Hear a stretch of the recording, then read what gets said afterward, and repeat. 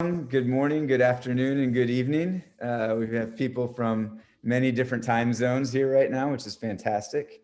We're glad that you've been able to join us to ask some questions and get some answers, and also to get some information from Quantum Advisors about ESG topics. So first of all, I'm Jeff Middlestat. I'm the Executive Director from the Center for Sustainable Enterprise here at UNC Chapel Hill and the Keenan Flagler Business School.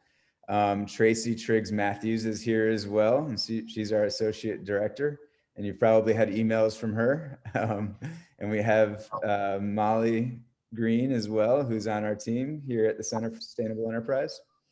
And we have, of course, a lot of some incredible partners of ours from Quantum Advisors. So welcome to the India Impact Challenge, powered by Quantum Advisors.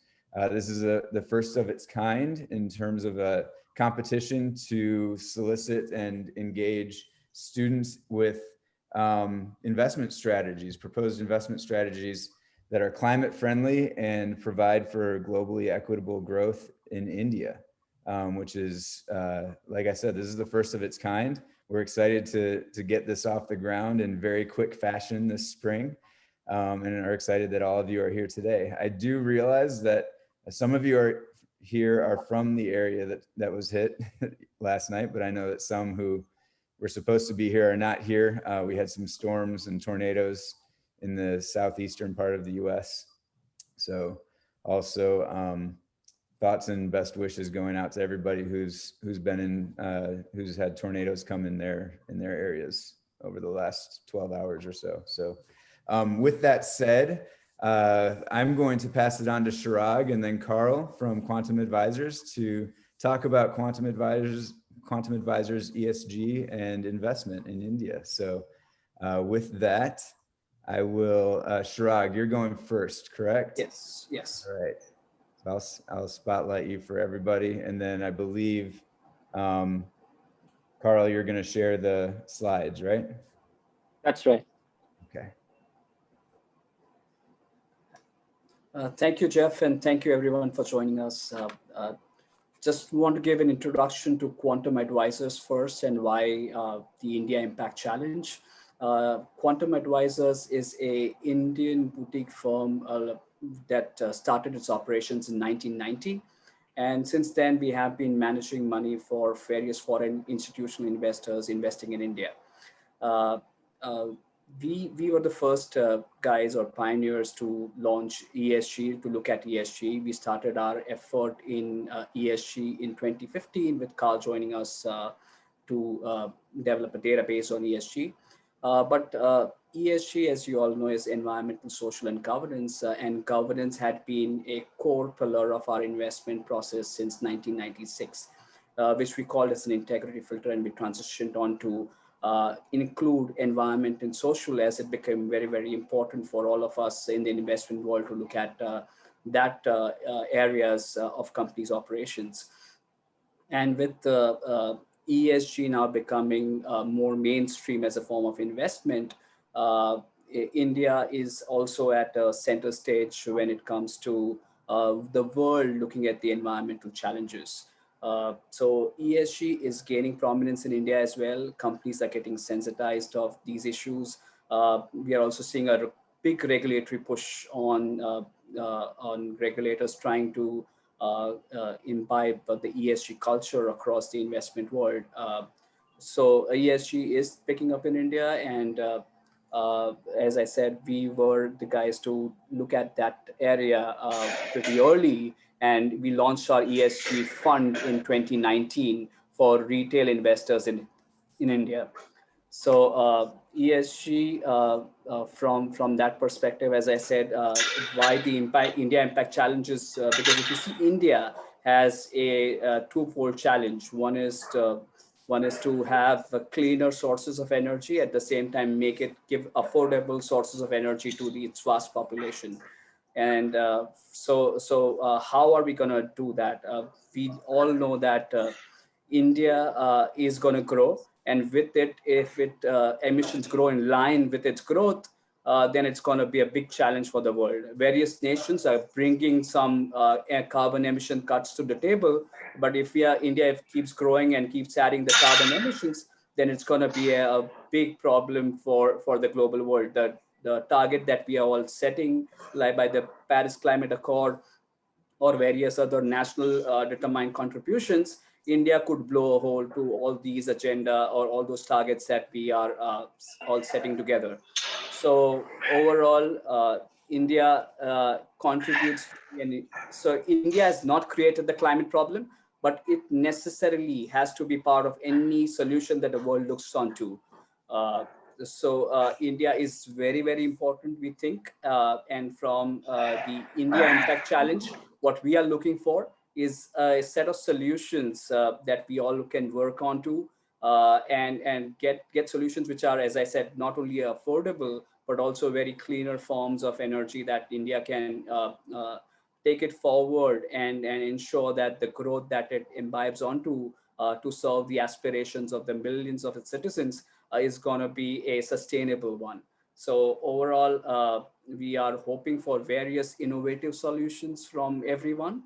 And further, we will take it on further to engage with the government, with the companies through our fund, and try and ensure that most of these reach or all those deserved solutions reach or get justice in terms of its implementation. So we're looking for various innovative solutions again, and wishing you all good luck. With that, I will probably hand over to Carl to take it forward in terms of giving you the details in terms of how bigger the climate challenge is and what kind of solutions could be at hand. So over to you, Carl.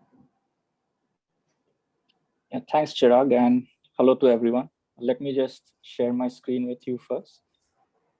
Is it visible to everyone? Okay, so what I'd like to do is first give you a perspective of India's journey in the past. So, I mean, we all know that emissions are a big challenge, and each and every country is kind of coming out with various plans in order to ensure that whatever growth they achieve, I mean, they do it by following a much cleaner growth pathway. So if you look at India's emissions over the past, right, from 1990 to 2018, I mean, if you look at India's overall share in world emissions, it is still not very large. So our per capita emissions as of 2018, which is what the data that we have as of now, is about 2.7, which is much lower than the world average and much lower than the two top emitters, which is US and China. But this is what was there in the past. The question is, what growth India chooses will ultimately determine how the climate war is going to be won or lost. So what we've done is we've just conducted a simple exercise. We've looked at India's current emissions of 2.7 tons per capita and tried to figure out what would happen if they reach either the world average, China's average, or US's average. So all these percentages that you see in the blue circle are effectively, so let's say India is at 2.7 at the moment. If it reaches world average from the current levels of 55 billion tons, India itself is going to account for an 11.3% increase in emissions. From this level, if we reach from the world average to China's level, that's about 14% from the current 55 billion tons. And lastly, if we become as developed as the US, and let's say reach an emission intensity of about 18.2 per capita, then that's going to be a nearly 38% increase from current emission levels. So it's very important for a country like us to pursue cleaner sources of growth so that we are not a climate laggard, but in fact become a climate leader. So just in terms of an overall picture on what are the main sources of emissions, it's very similar whether you compare the world or India. I mean, most of the emissions are contributed by the energy sector. To a large extent, this is from electricity generation, which in the subsequent slide I'll show you is mostly powered by coal-fired thermal power plants. Then, of course, the second biggest contributor is the transportation, the agriculture sector, and transportation and industry processes also contribute their share. So now going forward, I mean, as I mentioned, that the energy sector is the largest contributor, and within that, nearly 49% of our emissions are contributed from electricity generation. So it is very crucial that when we are developing our power sector, I mean, at the moment, our current per capita power consumption is less than 1,000 units. China is probably 3 or 4 times larger. So it's very important that we pursue cleaner sources of growth, not just in electricity, but also in developing a transportation infrastructure. So you could argue, I mean, these are some questions that policymakers should have in mind. I mean, do they promote private ownership of fuel efficient vehicles, or do we make a big push towards developing, a very efficient public transportation infrastructure? So that's something which we are kind of looking forward for ideas on what should be the best route that the government takes forward. And in some of the key challenges that we face, and this is where we are at the moment. So while there is a lot of emphasis on renewable power, and the government had intermediate targets of 175 gigawatts of renewables by 2023, the current pace is still lower compared to the interim target. So over the next 2 to 3 years, we'll need to actually install 36 gigawatts of renewables annually. And we have not hit this pace at all over the last 5 years. Similarly, we need to get rid of our hydrocarbon habit. So our coal and oil consumption, despite a lot of push given by the government on renewables, it has still increased its share. So nearly 45% of our primary energy consumption is coal dependent. And if you look at, traditional fossil fuels like coal, oil, and natural gas, that's close to 80%. Then, of course, transportation is also another sector which many policymakers are focusing. But over here also, based on research which is conducted by Bloomberg's New Energy Finance team, India is still expected to be a laggard when it comes to the share of passenger vehicle sales in 2040. So compared to other countries like China and Germany, where the penetration of EVs is going to be as high as 70%, in India, it's only 1 out of 3 vehicles which are going to be sold will be EV based. And of course, at this stage of development, I mean, if you are to forecast, let's say for the next decade or a couple of decades, India as a country is going to build out a lot of infrastructure. I mean, it is a developing economy. It's going to consume a lot of steel. It's going to consume a lot of cement, a lot of aluminum. So while there are potentials for savings, using various technologies like renewables, focusing on material efficiency or fuel switching, it could be a case that absolute levels of emission still increase. So it is a humongous task, but I'm sure through innovative solutions and all, maybe we will be able to take the mantle of a climate leader rather than be a climate laggard. So with that, I kind of conclude my presentation. And for those of you who are interested in, various sources of information, I've just given this particular slide here. So it talks about our electric vehicle mission. It talks about our power generation, our forecast of optimum power generation capacity. So in your research, when you are coming out with solutions, these are as a starting point, to make your job easier. I mean, you can refer to some of these sources. And then, of course, you might have your own sources as well. So that's it from my side, and I'm sure all of you will have questions, and I'll be happy to take them. Yeah, before we start our questions, hi, this is Nataraj here. I'm also part of the portfolio team along with Chirag and Carl. I just wanted to give some couple of perspectives here on India. At one level, we have a population where there is a haves and have-nots in terms of poverty, as well as have-nots in terms of lack of access to water, lack of access to proper housing, shelter, and food. On the other side, you also have this ability, the desire to grow, and the growth ultimately leads to better per capita income, which obviously improves the quality of life of all people. In this entire matrix of challenge that India faces, one can obviously bring a developed market solution like an electric vehicle or solar power or a wind power and bring it to India and expect to have gigantic results. But we have our own challenge in terms of affordability. Can we afford an electric vehicle? Can we afford a thermal power? Can we afford a solar power? So when you think of solutions, I think it will be great not to bring a developed market thinking to an emerging market like India and expect results to be substantially meaningful. What the government wants to do is to have a footprint that ultimately results in quality of living of people at the lowest strata improving, while at the same time resulting in a better carbon footprint. So take, for instance, what Carl mentioned about the challenges of growth. We need to have steel plants, we need to have cement plants, we need to have air conditioners, for example. If global climate is warming, then India is one of the hottest countries going to, from where we are today to the next 30 years. The air conditioning penetration in India today is about 4%. If that were to reach 25-30% in the next 25 years, the emissions from air conditioner itself will be quite substantial. So we need better solutions from air conditioner point of view. So the challenges, typical solutions to any global climate change challenges typically tends to be a solar power or a wind power or electric vehicles. I would encourage you all to think beyond that narrow narrative of these three aspects and look beyond to starting from microfinance as an impact on agriculture. If you look at the two largest carbon emitters besides thermal power, cattle, India is one of the highest population of cattle in the world. The rearing of cattle, the grass that it consumes, and the growth that therefore we need for those cattle and milk feeding and so on, there can be innovative solutions there too. So when you look at solutions, please keep in mind that to look beyond the conventional electric vehicle, solar vehicle, and wind power as a solution to everything in the world. And for a country like India, a developing market, it's very important to keep this perspective of haves and have-nots and affordability and mass scale.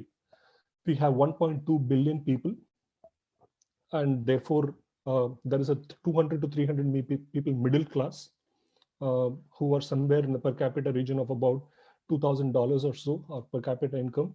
So if you ask them to buy an electric vehicle, they're not going to be able to afford it. Which is why, even though one of the chart by Bloomberg says 33% of the share of electric vehicle will be cars in another 25 years in India, Quantum has a view that it's not likely to happen.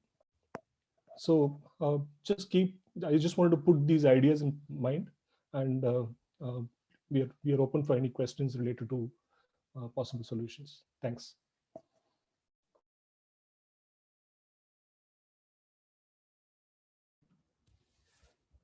Okay. Thank you all for all that information. That's helpful to everybody, I'm sure. So we're going to open up now for questions, and I'm sure some of the questions are going to lead us to some of the logistical things that I can share with you throughout this as well. So any questions for our speakers so far from Quantum Advisors?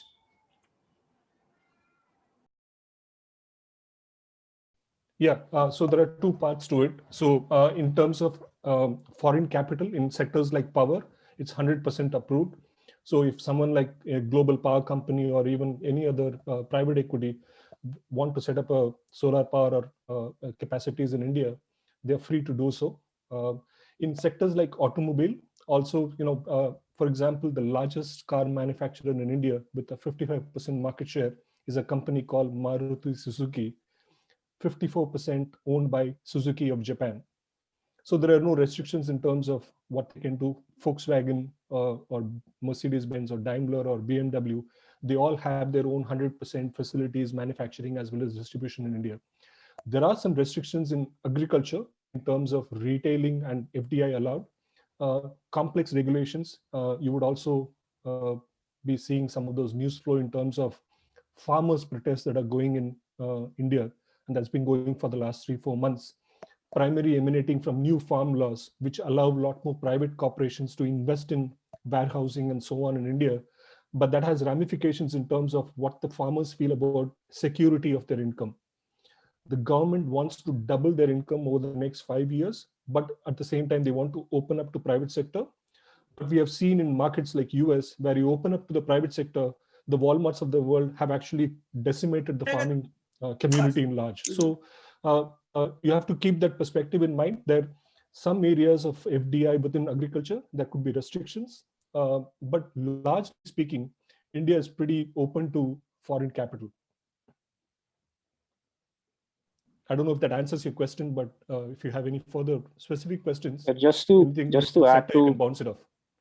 Just to add to Nataraj's points, in agriculture, I mean, 100% FDI is allowed only in very select categories like floriculture, horticulture, maybe, and to a certain extent cultivation of vegetables. But some of our main staple crops like rice and wheat farming and all, I mean, there are restrictions over there. So it's not as open as some of the other sectors. Does that help, Anaga? Yeah, and also you touched on the financing aspect. For instance, there are some restrictions in terms of foreign ownership of banks in India. There are FDI regulations which you have to go through our central bank called the Reserve Bank of India. So there are FDI and FI limits, but I mean those still allow a majority for foreign shareholding bank in India.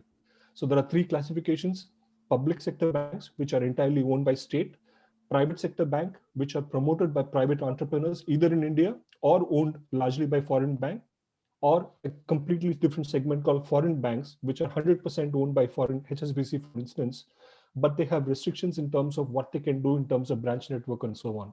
But incrementally speaking, those regulations are being freed. If we were to set up a development financial institutions aimed at agriculture, I mean, it's easily allowed. So if you were to set up a climate finance bank specific to climate finance, those are encouraged by the central banking as well as the government regulations. Thank you. Pratik is next. In general, yes. It's not specific to any one industry, so we definitely want to hear your ideas. But Nataraj, you unmuted yourself, so you have something to say. Yeah. As well. Yeah, the reason we put those charts that Carl had put out was to show where the potential solutions in terms of major carbon emitters are coming from. So because they are major carbon emitters, typically that tends to be the first area of focus. But if there is any manufacturing solutions, even at the grassroots level, for instance, I don't know how many of you have seen, we have posted 6 videos of experts, about a 20-minute video on air pollution, on environmental, on irrigation, on gender, for instance.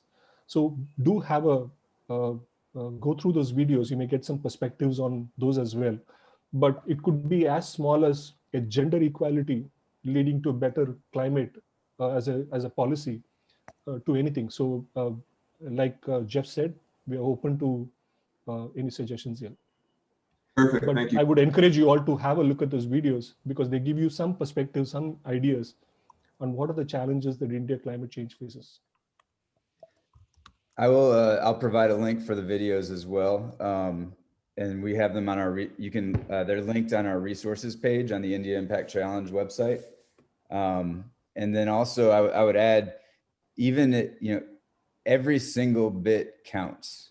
So don't shy away from things like manufacturing and of course, agriculture and like Nataraj said, dealing with equity issues. All of those things are contributors. And so every single thing is open for investment opportunities and turning challenges into opportunities. So thank you for that question. Sarthak. Jeff can definitely share those assessment areas based on where the submissions will be judged by the experts in the industry. But broadly speaking, you have to keep 5 perspectives in mind. One, it has to be scalable, so it has an impact in India, and scalable at the same time as innovative, because like a nano car which was developed by Tata's in India, which was priced at about 100,000 Indian rupees about 10 years back, was aimed at bringing some transportation solutions which are less carbon emission, but it did not work. Right? It would be as small as that. It has to be scalable, and it could be in any field. It could be through a private equity route or a public equity route. It could be through a venture capital route. It could be through a development finance route. So source of money is very important. I would also encourage all of you to tell in the solution where the money is going to come from. A great idea is fine, an innovative idea is fine, but who is going to fund it? Where does the money lie? So you're right. The return on investment is very crucial, but in some aspects, like what tends to have a longer term GHG impact, uh, some investors would rather look at a 10-year, 15-year impact on business as well as returns, as opposed to just a 2-year perspective. So it is important. Absolutely. I don't know if that answers your question. Yes, absolutely. So it has to have a combination of both. In the judging criteria, we've also put the return on investments divided by the climate impact reduction. So as we go forward, we will, I'm sure Jeff can share it better, but yes, you could measure it that way. Yeah, okay, fantastic. So if you go in, you can start by clicking on about the competition. When you get in, there are different things, different places you can go up here. If you go to resources, it goes over the types of investment that you can include, which is a combination of all the things that Natraj just mentioned. I'd also put in there blended finance solutions. So where you're blending different finance sources together, right? And investment sources together. It could be a combination of public finance and venture capital and other public and private sources. We've added in, this is also in UNoodle, what is required in your submission. So at a bare minimum, your high level pitch and your pitch slide deck, which is a maximum of 20 slides.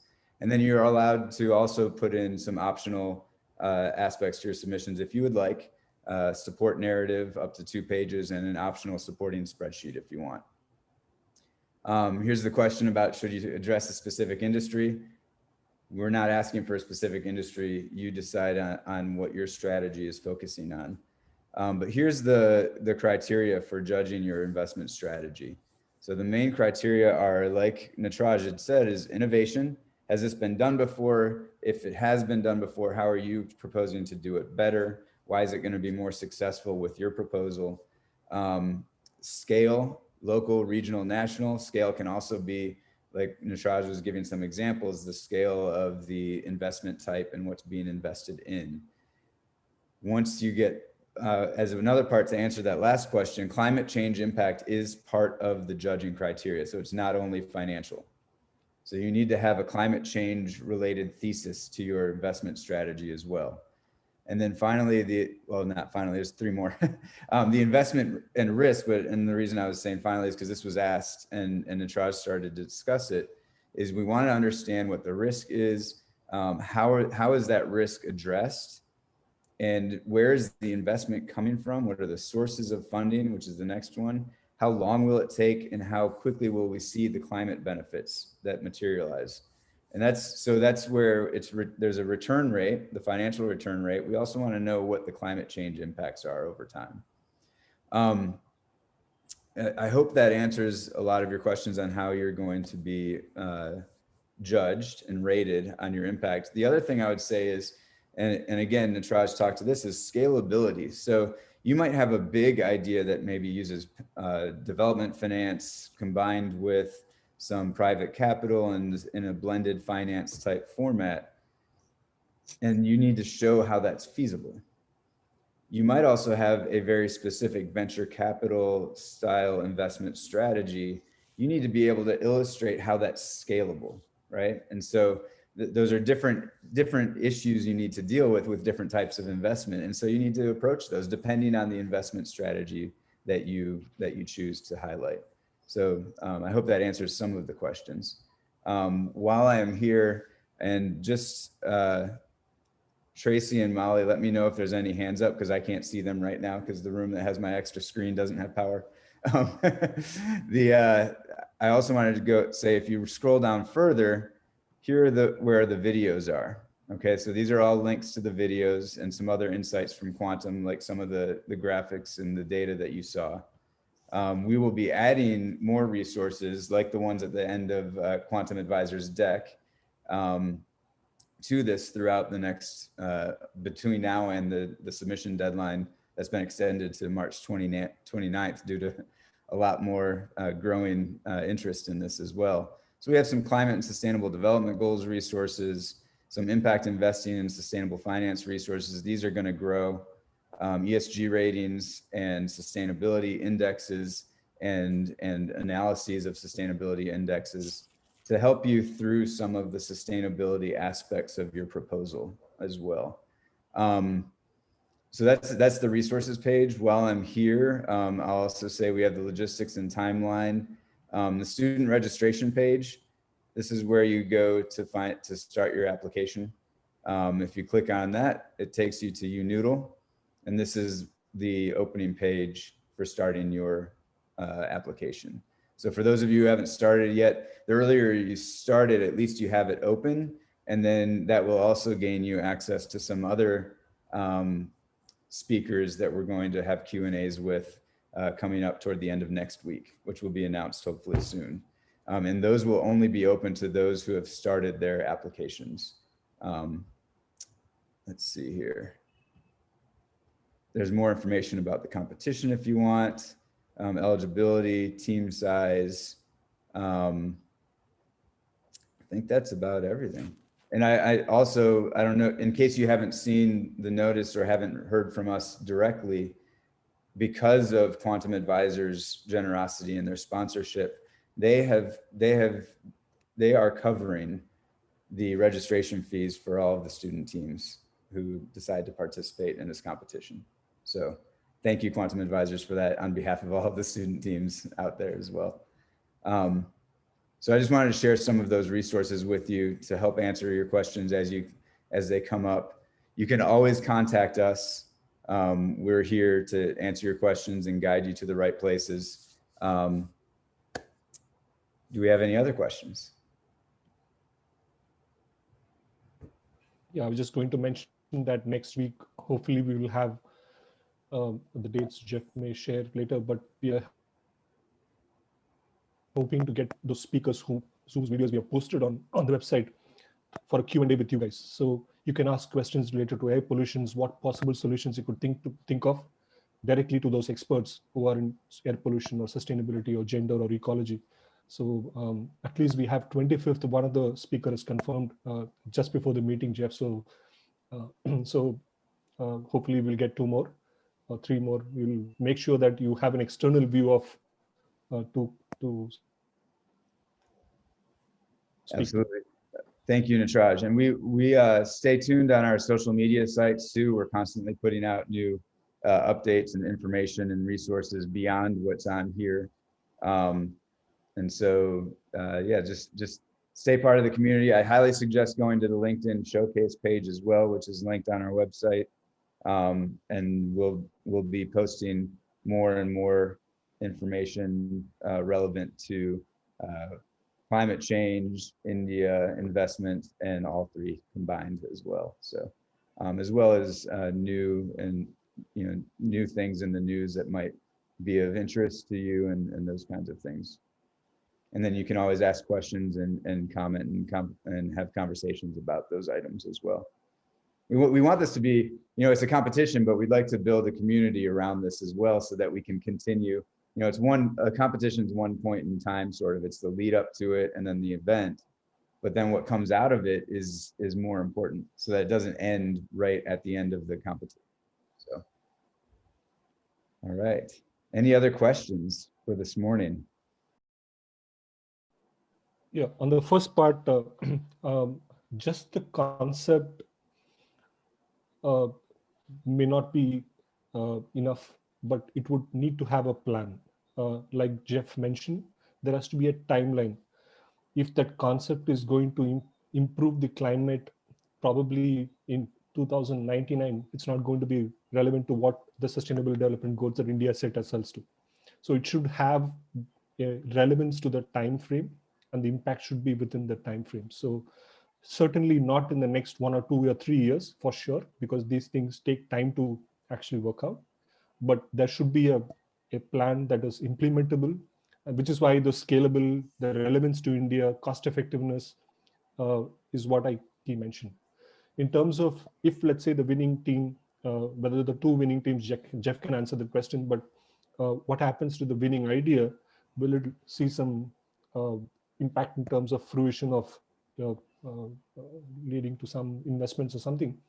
But at this stage, we would like to see that idea, but we can always have the dialogue, because quantum is trying to channel those ideas, may channel those ideas. But at this stage, let's start with that, which is why the first inaugural India Impact Challenge, we're looking for ideas and outcome and see how that pans out. Yeah, and also to build on that, the post competition aspect that I was talking about, that will go on throughout the entire summer. And so what we'll do is we'll highlight those winning ideas, and we'll be trying to socialize those ideas with the stakeholders that need to be a part of that. So who knows? So there might be a group of stakeholders who decide that is phenomenal and we need to start acting on it now. And then they'll reach out to the team to talk about it. I can't promise that, but that's why we're not stopping at the end of the competition. So we're going to take the ideas that you all are creating, and honestly, whether they win or not the competition, we're going to be talking about all of your ideas throughout the entire summer through multimedia and social media and other write-ups and things like that, to engage the stakeholders that you identify in this process. Because like Nataraj said, it takes a long time for these things to take hold sometimes. And then there are times when all of a sudden it snaps because it's the right stakeholders.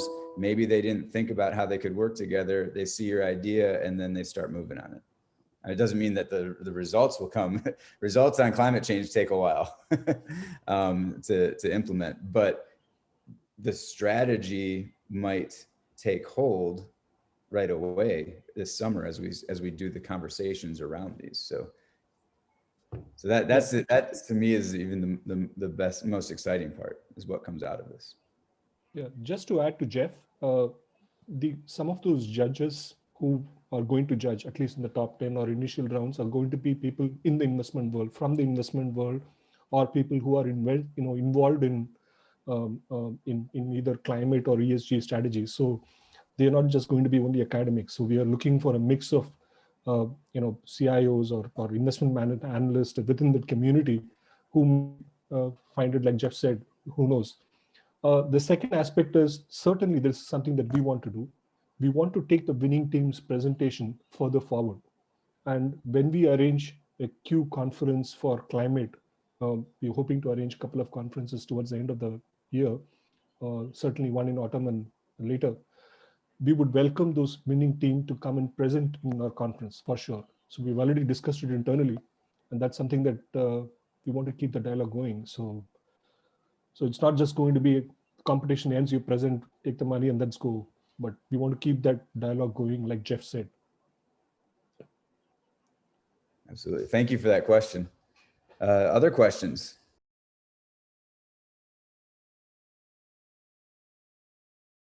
There are two parts to that question. One is that the lowest strata of the population are not necessarily the highest contributor to the ESG. For instance, they don't own a car, they don't own, for example, almost 10% of India's population don't have access to electricity. So the lowest strata, we need to bring them up the chain in terms of income, but they are not the biggest contributor. It is the top 5%, 10%, like in the US, who travel all around the world in their own private jets, who contribute to a lot of those emissions. So I just wanted to make that distinction very clear. But having said that, as the income level improves, you want to ensure that the income growth and the growth that GDP generates has a better carbon footprint. So if that solution results in that and improves the quality of people and therefore has a positive impact on climate, then that's the best combination to have. But that's one of the most difficult thing to do as well. So I just want to keep that in perspective. Maybe Carl, Chirag, if you have anything else to add here. Yeah, you just need to take into account that whatever solutions are being provided, that should not make life difficult for India's bottom 200 million people. Now, let me give you one example of power generation. I mean, there's a lot of talk about renewables everywhere. They're almost seen as a panacea to this whole problem of global warming. But if you look at a country like Germany, which is much more developed than India, I mean, the moment you increase the share of renewables beyond a certain level, they have actually faced increasing power prices. Now, maybe Germany is at a stage of development where they can afford that increasing prices. But in India, I mean, I can make the argument that you're trying to create a social problem by solving an environmental problem. So just try to keep the unintended consequences of whatever solutions you have, no matter how noble they might be, just ensure that they do not create problems elsewhere, which is why we said that it should be scalable and it should ensure that you don't create problems or social problem by solving an environmental problem. Just keep that in mind. Yeah, and I would add another way to flip that too is to say, and then does it provide more opportunity to your case and scalability? So as you're addressing what Carl just said, can you also utilize avoiding that issue as a positive to both the financials and the greenhouse gas emissions related to your investment strategy? Yeah, just Jeff, to add further to what Nataraj said, not to discourage looking at the lower strata, because if you have any solution that looks at, say, agriculture, it cannot be done without touching the lower strata, because these are the guys who are involved in agriculture in a large way in India. They are the bottom of the pyramid. They are the people in rural areas that work in agriculture. So from that perspective, yes, looking at the lower strata also makes sense, because that is where the agriculture emissions or those kind of solutions can be derived for. And then as you were saying that, it reminded me of something else, Chirag, thank you for that. When we talk about access to capital, in some cases, when you're looking at development finance, to get access to that capital, there needs to be that needs to be taken into account. So in a less indirect way, that can actually be a very important focus of your strategy proposal, if that's what helps provide you access to the capital that's out there, whether that's development finance or certain sources of ESG directed funding, and also, of course, related to potential international and global impact investors. They might require certain things with that. And so they can have a very direct impact on the strategy you're proposing in terms of the access to capital.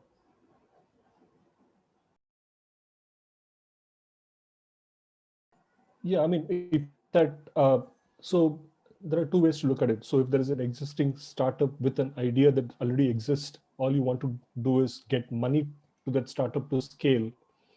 I mean, perhaps, that's not an innovative idea, right? So the simple answer would be to have an innovative idea in the first place. So I think that would be more desirable given the judging criteria is involved. So we're not looking at just telling where the source of money to get an existing idea to work. We want to get a matrix of innovative solutions and also a source of capital and an impact on climate. Yeah, and so another way to say that too is you want the scalability and breadth, but it's good to have a depth component so that you can prove that it's something that can happen. There's actually somebody out there to be invested in, that you can invest in, that can kind of kickstart your overall strategy, right? Does that kind of get to that a little bit, Nasraj? Is that what you're? Yeah, that's right. Great question. Great question.